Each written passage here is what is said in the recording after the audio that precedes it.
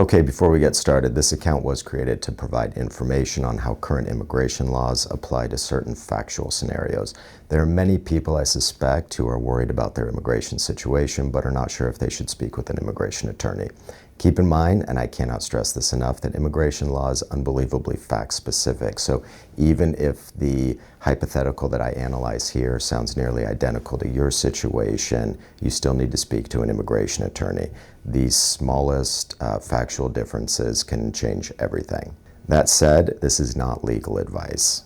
I'm merely hoping to educate some people on how the immigration laws work, because I know that a lot of anxiety exists out in certain immigrant communities.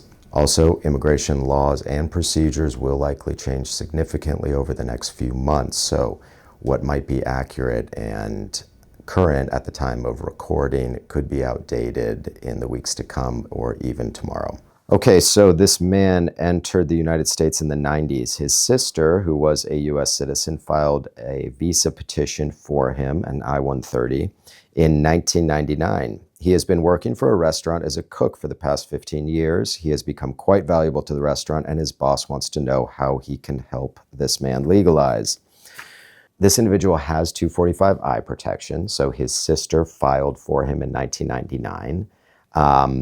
But he's also been working for a restaurant. He's a cook, and what we can do is we can use the 245I protection that his sister got for him back in 1999. We can use that and then get him his green card through employment.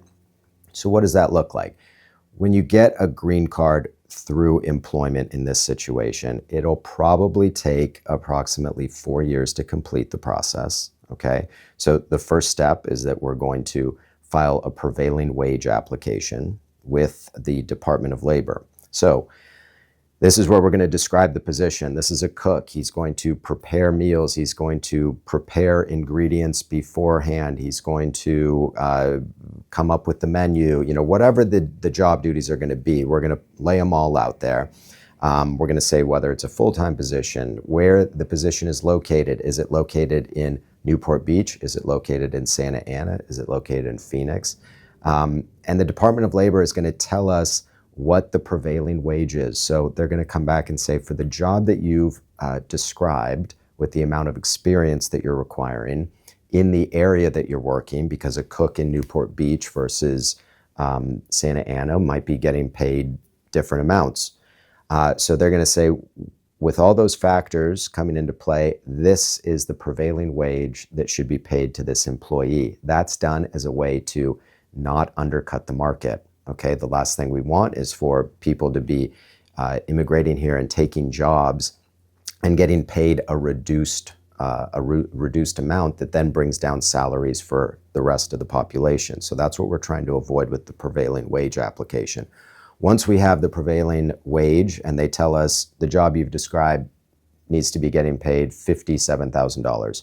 Now we take that and we recruit. So we have to go place advertisements on a number of different, in a number of different ways. We plant these advertisements and we see if there are any qualified individuals that are available to do that job.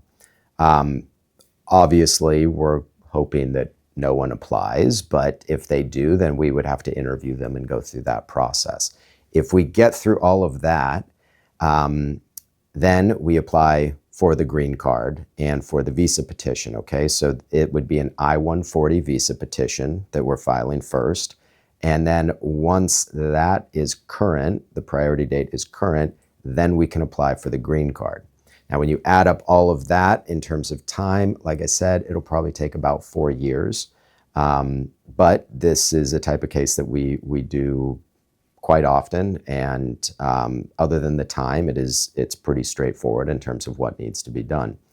Hopefully that gives you an idea of what things look like if you have 245I protection and your employer has said, hey, you're a great employee, I'm willing to help you out and do whatever I need to do to get you a green card. Keep in mind, the employer is going to be very involved in this. We run the show in terms of where we're placing these ads and doing all the work, but we do need to coordinate with the employer quite a bit. So it's not just here, sign a couple forms and we'll be done. we need to coordinate and need to be in active contact with the employer as we go through the process. Any questions, reach out to me. You can call the office. My information's in the bio, and good luck to you.